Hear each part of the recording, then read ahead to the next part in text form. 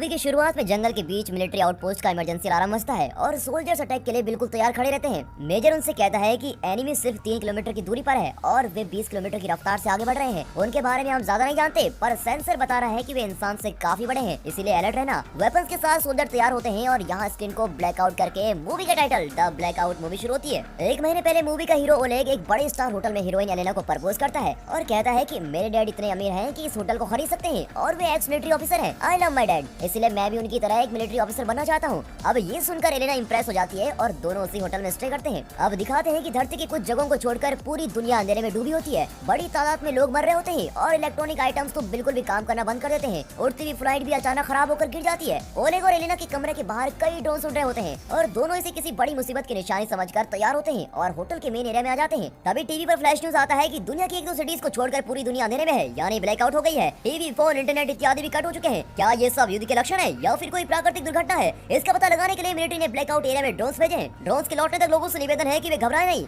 बहुत देर के बाद ड्रोन्स के न लौटने से मेजर कुछ सोल्जर्स को लेकर हेलीकॉप्टर में ब्लैकआउट एरिया पहुंचता है। अब उनके साथ सेकंड हीरोइन ओलिया भी आती है, जो एक जर्नलिस्ट है। हेलीकॉप्टर से वे देखते हैं कि नीचे लाइट्स बुझकर वहां अंधेरा हो गया है और ब्लैकआउट एरिया के एंट्रेंस पर हेलीकॉप्टर को पार करके सब उस एरिया के मॉल के अंदर जाते हैं और इमरजेंसी लाइट को फिक्स करते हैं। तब वे देखते हैं कि मॉल के अंदर हर तरफ लोगों की लाशें पड़ी होती हैं। फिश टैंक की मछलियां, बाहर खेलते हुए बच्चे, ड्राइवर, सब के सब वहीं के वहीं मरे पड़े होते हैं। ये सब देखकर वे चौंक जाते हैं। वे सोचते हैं कि पावर कट के टाइम पर ही इन लोगों की मौत हुई होगी और ये सोचकर वे पास की एक बिल्डिंग को चेक करते हैं। एक बिल्डिंग के टॉप फ्लोर के फ्लैट में खाना रखा होता है। ये देखकर ओलिया कहती है कि ये 1 घंटे पहले ही तैयार किया गया होगा और उस हिसाब से घर के लोगों की लाशें यहीं होंगी। तभी एक सोल्जर एक कमरे में जाकर देखता है। अचानक उसे कुछ अटैक करता है। उसकी आवाज को सुनकर सब कमरे में जाते हैं तो देखते हैं कि कोई खिड़की से कूदकर बाहर भाग रहा है। वे उसे शूट करने लगते हैं लेकिन वो तूफान की तेजी से बच निकलता है। तभी घायल सोल्जर कहता है कि मैंने उसे नहीं देखा, पर उसने टॉर्च मारकर मुझे कुछ देर के लिए अंधा कर दिया था और मेरे पैर पर भी शूट करके वो मेरी गन भी लेकर भाग गया। फिर वो उस सोल्जर को साथ लेकर वहाँ से निकलते हैं। अब ब्लैकआउट एरिया के बॉर्डर पर सशा नाम का एक लड़का बेहोश पड़ा होता है। वे उसे मिलिट्री कैंप में लेके जाते हैं और मौत के डर से लोग हर जगह पूजाएं कर रहे होते हैं। तभी सेकंड हीरो यूरा को गवर्नमेंट का एक इमरजेंसी मैसेज आता है।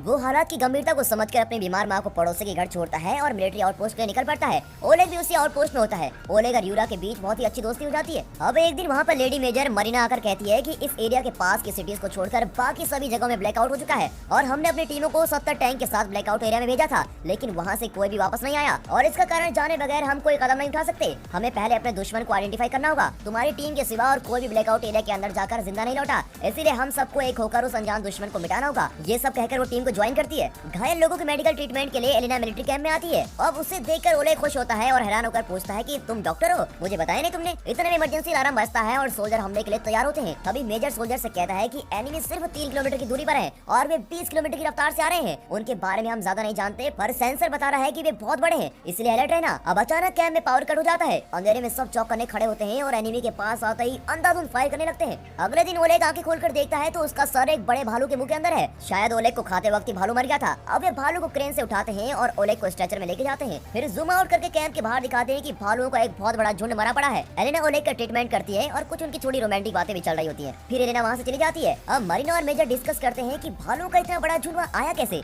ये माइंड कंट्रोल करने वाली बात लगती है। इसके पीछे कौन है ये पता लगाना ही होगा। इतने में सशा सपने में किसी को देखकर चिल्लाता है और आंखें खोल पर उसके आगे एक आदमी होता है जो कहता है मेरा नाम ज़ेनिया है और मुझे इड ने तुम्हारे पास भेजा है। पहली वेव में दुनिया की सारी इलेक्ट्रॉनिक चीजें खराब हो गई थी और दूसरी वेव में सारे जीव जंतुओं ने खुद को खत्म कर लिया और अब इस तीसरी वेव में बाकी बचे जीवों को हथियार बना दिया गया है जिससे वे एक दूसरे को मार गिराएंगे। ये सब एक आदमी माइंड कंट्रोल के जरिए कर रहा है। सिर्फ तुम उसके बारे में बताकर तीसरी वेव को रोक सकते हो। तुम्हें इड की मदद करनी होगी। ये सुनकर सशा चिल्लाने लगता है और सोल्जर अंदर आ जाते हैं। वो सोल्जर से कहता है कि इसे अंदर क्यों भेजा, न जाने ये कौन है और क्या बकवास कर रहा है, मुझे बहुत डर लग रहा है। सोल्जर एक दूसरे को ताकते हैं और पूछते हैं तुम किसकी बात कर रहे हो, यहाँ तो कोई भी नहीं है। अब सशा चौंक कर ज़ेनिया को देखता है। तब ज़ेनिया कहता है कि मैं हॉस्पिटल के अंदर नहीं तुम्हारे माइंड के अंदर आया हूँ। अटैक के टाइम पर तुम ब्लैकआउट एरिया के बॉर्डर क्रॉस कर चुके थे और इसीलिए जिंदा बच गए। तुम इड से मिलने के लिए तैयार है ना। और ये कहकर ज़ेनिया गायब हो जाता है। फिर डॉक्टर सशा को चेक करके कहता है कि ये सिर्फ तो तुम्हारा वहम था। फिर मेजर और कुछ सोल्जर सच्चाई का पता लगाने के लिए दिन के वक्त ब्लैकआउट एरिया में जाने का फैसला करते हैं और इसी बीच यूरा और ओलिया के बीच केमिस्ट्री शुरू हो जाती है। वे देखते हैं कि रास्ते में उनके बह हुए टैंकर्स डैमेज हालत में पड़े होते हैं। उनमें से वेपन्स भी गायब होते हैं। मेजर एक गाड़ी पर चढ़कर देखता है तो पता चलता है कि सिटी की कई बिल्डिंग्स ट्विन टावर्स की तरह गिरी पड़ी होती हैं और ये देखकर तो मेजर चौंक ही जाता है। टीवी पर न्यूज चल रहा होता है कि तीसरी वेव शुरू हो चुकी है और लोगों से निवेदन है कि सभी सावधानी बरतें। ये सब सुनकर लोगों को लगता है कि दुनिया जल्दी खत्म होने वाली है और हर कोई अलग ही तरीके से रिएक्ट करने लगता है। इसके बाद सिटी में क्राइम रेट भी और बढ़ जाता है और गवर्नमेंट दुश्मन का और उसके मकसद का पता लगाने के लिए एक स्पेशल ऑपरेशन शुरू करती है। इसके तहत सोल्जर्स की कई टीमें ब्लैकआउट एरिया में अलग अलग दिशाओं में जाकर चेक करती हैं, लवर्स की भावनाओं को समझकर मूवी के डायरेक्टर ने यूरा और ओलिया को एक ही टीम में डाला होता है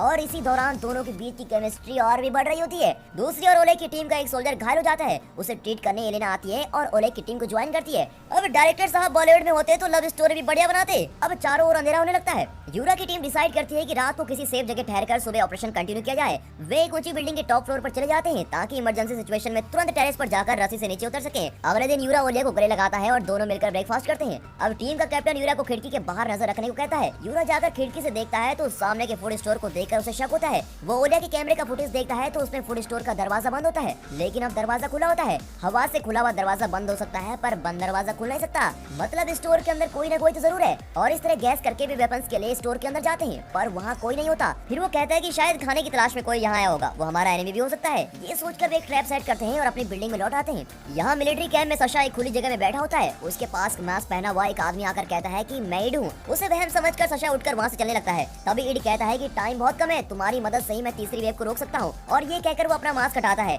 उसका डरावना और अजीब सा चेहरा देखकर सशा चौंक जाता है। तभी मरीना और कुछ सोल्जर्स गन लेकर वहाँ आते हैं और ईड से पूछते हैं कि तुम कौन हो और अंदर कैसे आए। तब सशा रियलाइज करता है कि ये वहम नहीं बल्कि सच है और अचानक सोल्जर्स अपनी गन मरीना पर पॉइंट करते हैं। अब कंफ्यूजन में मरीना कहती है कि तुम पागल हो गए क्या, मुझे नहीं, उसे शूट करो। अब ये कहकर वो मुड़ती है तो देखती है कि वहाँ ईड की जगह पर वही खड़ी दिखती है। वो चौंक जाती है और समझ जाती है कि सोल्जर को उसकी जगह पर ईड और ईड की जगह पर वो दिख रही है, इसीलिए वे गन्स उसकी ओर पॉइंट कर रखे हैं। ईड कहता है ये मेरी सुपर पावर का एक छोटा सा सैंपल है, मैं चाहूँ तो तुम्हें अभी खत्म कर सकता हूँ, पर वो मेरा मकसद नहीं है, मैं तुमसे कुछ बातें करना चाहता हूँ। अब और कोई रास्ता न पाकर मरीना उसकी बात सुनने लगती है। धीरे धीरे अंधेरा होता है और तब यूरा की टीम फूड स्टोर में कुछ हिलता हुआ देखती है। सोल्जर उसे चेक करने जाते हैं। ओलिया पूछती है मैं क्या कुछ मदद करूँ। यूरा उसे पर्पल और रेड कलर की दो छोटी मिसाइल देकर कहता है अगर हम प्रॉब्लम में फंस गए तो पर्पल मिसाइल लॉन्च करना और तुरंत हमें मिलिट्री कैंप से मदद मिलेगी, और रेड मिसाइल से वे समझ जाएंगे कि अब कोई नहीं बचा सकता और हम ऑलमोस्ट खत्म हो चुके हैं, be careful and take care. ये कहकर वो सोल्जर्स को लेकर चला जाता है पर ओलिया यूरा को अकेले नहीं भेजना चाहती, इसलिए वो भी साथ चली जाती है। फिर वो उस स्टोर के अंदर एक छोटा सा बॉम्ब फेंकते हैं और बॉम्ब के फटते ही अंदर जाते हैं। वहाँ एक टीनेज का लड़का घायल होता है और इन्हें अपनी गलती का एहसास होते ही वे उस लड़के को अपनी बिल्डिंग में लेकर ट्रीटमेंट करते हैं। यहाँ मरीना ईड से पूछती है तुम कौन हो,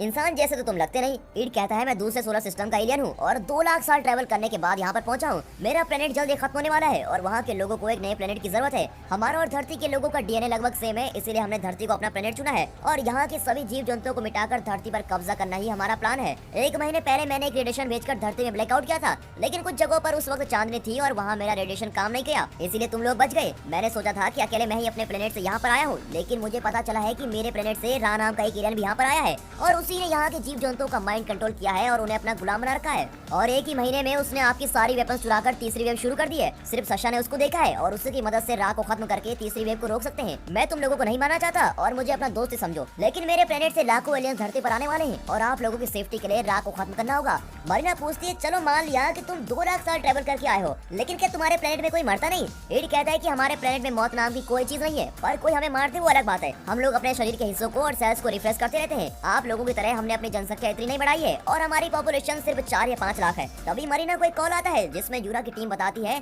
कि फूड स्टोर से लाया गया वो बच्चा ठीक हो रहा है, पर अचानक उसने कैप्टन का चाकू निकालकर उसको बेरहमी से मार दिया है, इसीलिए हमने उसे शूट कर दिया। अब मरीना रियलाइज करती है कि ईड की बात बिल्कुल सच है और वो बहुत घबरा जाती है। फिर वो ईड को सशा के पास लेके जाती है। तभी ब्लैकआउट एरिया में कई लोग वेपन्स लेकर आते हैं और सोल्जर्स की सभी टीम को अटैक करते हैं। इस लड़ाई में कई सोल्जर्स मर जाते हैं और मुट्ठी भर सोल्जर बच जाते हैं। इस सिचुएशन में ओलिया पर्पल मिसाइल लॉन्च करती है। फिर ओलिया, यूरा और 2 सोल्जर रस्सी से बिल्डिंग के नीचे पहुंचते हैं और एक सेफ जगह की तलाश करते हैं। पर्पल सिग्नल को देखकर मिलिट्री कैंप का कैप्टन पूछता है कि ये किस टीम का सिग्नल है। इतने में बाकी टीम के सिग्नल भी आने लगते हैं। अब उनमें से 3 रेड मिसाइल के सिग्नल होते हैं। ये देखकर तो कैप्टन टेंशन में आ जाता है। इसी बीच ईड सशा का माइंड कंट्रोल करके रा का लोकेशन पता लगाता है। सशा आंखें बंद करके एक बिल्डिंग का स्केच बनाता है जहाँ रा मौजूद होता है। अब अचानक सशा को लगता है कि रा उसको देख रहा है और वो चौंक कर आंखें खोलता है। तभी वहाँ ज़ेनिया भी दिखाई देता है। अब ईड, मेजर, मरीना, ज़ेनिया और कुछ सोल्जर्स 3 टैंकर लेके वहाँ से बिल्डिंग की ओर बढ़ते हैं। रास्ते में मरीना रियलाइज करती है कि सशा उनके साथ नहीं आया। तब ईड कहता है कि सशा को वहाँ ले जाना ठीक नहीं है। मरीना गुस्सा होकर टैंकर रुकवा देती है और नीचे उतरकर वापस जाने की जिद करती है। तभी उनके ऊपर से कई मिसाइल जाकर मिलिट्री आउटपोस्ट को ब्लास्ट कर देती है। अब मरीना को और गुस्सा आता है और वो ईड पर गन पॉइंट करती है,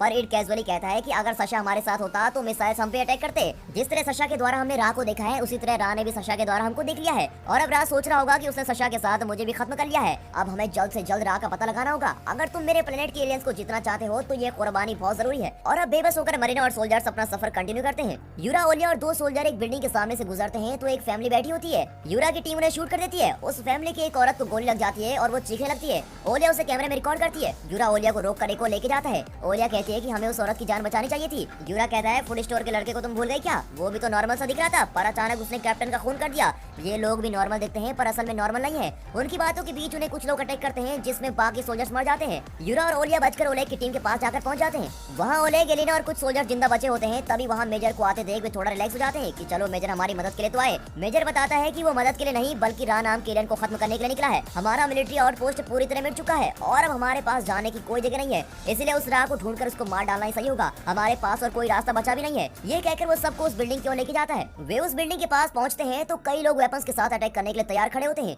इतने में बिल्डिंग से एक आदमी उनके टैंकर पर कूदता है और टैंकर फट जाता है और अब बिना टाइम वेस्ट किए उन लोगों को अपने बाकी टैंकर्स के नीचे कुचलते हुए बिल्डिंग के पास जाते हैं। लेकिन वो लोग फिर भी अटैक करते हैं और कुछ लोग ऊपर से कूद कर इन्हें अटैक करते हैं। अब उनका दूसरा टैंकर भी फट जाता है। इतने में बचा हुआ एक टैंकर राह की बिल्डिंग में जाकर खड़ा होता है और बिल्डिंग में सभी को शूट करते हुए ओलेग और यूरा की टीम नीचे उतरती है। तब ईड यूरा और एक सोल्जर को लेकर ऊपर चढ़ने लगता है और बाकी लोग एंट्रेंस पर खड़े होकर शूटिंग जारी रखते हैं। ऊपर चढ़ते हुए उन्हें कई लोग अटैक करते हैं और एक सोल्जर्स भी मारा जाता है। यूरा और ईड बचकर ऊपर जाते हैं। वहाँ पहुंचकर ईड यूरा को इशारा करता है और यूरा राह को अटैक करने जाता है, पर राह उसे धक्का दे देता है और यूरा टेरेस के एज पर लटक रहा होता है। बिल्डिंग के नीचे हजारों लोग ट्रक्स में आते हैं और गेट तोड़कर अंदर आ रहे होते हैं। वे सब राह को खत्म करना चाहते हैं। ऊपर राह और ईड के बीच घमासान लड़ाई चलती है और लड़ाई के बीच ईड राह के पेट से एक डिस्क जैसी चीज निकालकर तोड़ता है और तभी यूरा उसके पेट में एक बॉम्ब फिक्स करके दूर भागता है और राह वहीं फटकर मर जाता है और उसके आदमी भी अचानक नीचे गिरकर मरने लगते हैं। इसी बीच ओलेग, एलिना, ओलिया, मरीना और जेनिया टेरेस में पहुंच जाते हैं। मरीना ईड से पूछती है कि आगे क्या करना है। ईड कहता है कि तुम सब आने वाले एलियन से लड़ने के लिए तैयार रहो, मैं भगवान की तरह तुम्हारे साथ रहूंगा।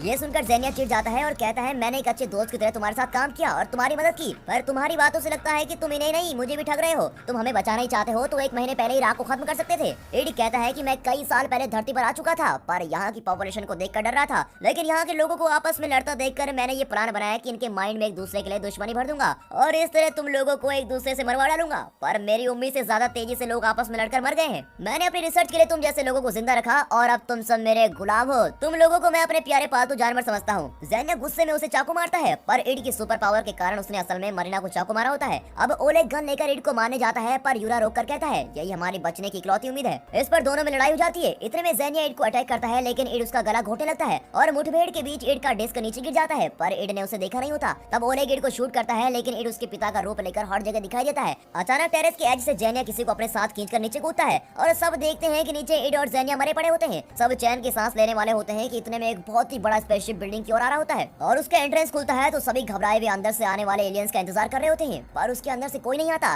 तभी ईड का वो डिस्क ब्लिंक करने लगता है। अंदर लाखों बॉक्सेस के अंदर एलियंस सो रहे होते हैं और एक बड़े ट्यूब उन्हें ऑक्सीजन सप्लाई कर रहा होता है। ओले के हाथ में डिस्क फिर ब्लिंक करने लगता है और उन बॉक्सेस में लाइट जलने लगती है। उस तरह के डिस्क उन बॉक्सेस में भी होती है। वो एक्चुअली एक टाइमर होता है और उनके स्टार्ट होने का काउंटडाउन शुरू हो जाता है। एलियंस के जागने से पहले उन्हें मार डालने के इरादे से वे ऑक्सीजन ट्यूब को कट कर देते हैं। अब ऑक्सीजन की कमी से एलियन मर जाता है। अब वे फटाफट सारे एलियंस का ऑक्सीजन सप्लाई कट करने लगते हैं और लगभग 98% एलियंस को मार डालते हैं और टाइम बहुत कम होता है और सिर्फ एक ट्यूब बची होती है। इतने में एलिना की गन खाली हो जाती है। फिर वो ओलिया की कुल्हाड़ी से उस ट्यूब को कट करने वाली होती है कि अचानक चौंक कर रुक जाती है। वे देखते हैं कि उन बॉक्सेस में एलियंस के बच्चे होते हैं। ठीक उसी वक्त टाइम खत्म होता है और वहाँ के कुछ बॉक्सेस के अंदर से एलियंस के बच्चे बाहर आते हैं। अब वे इन्हें देखकर घबराते हैं। तभी ये लोग अपने हथियार फेंक देते हैं और करुणा भरी नजरों से एलियंस के बच्चों को देखते हैं और इसी के साथ ये मूवी यहाँ पर खत्म होती है। दुनिया में कई तरह के लोग होते हैं और उनके बीच मुठभेड़ हो सकती है, लड़ाइयाँ हो सकती है, मजहब या जाति के नाम पर भेदभाव हो सकते हैं, पर जब इंसानियत पर इस तरह की मुसीबत आती है तो अपने भेदभाव भुलाकर सब इंसान बन जाते हैं और दिल करुणा और प्यार से भर जाता है और ऐसे दिल में दुश्मन के बच्चों पर भी प्यार ही उमड़ता है और यही इस मूवी के डायरेक्टर ने दर्शाने की कोशिश की है। पर आपके पॉइंट ऑफ व्यू में क्या एलियंस के बच्चों को अपनाकर उन्हें अच्छे इंसान की तरह बड़ा करना चाहिए?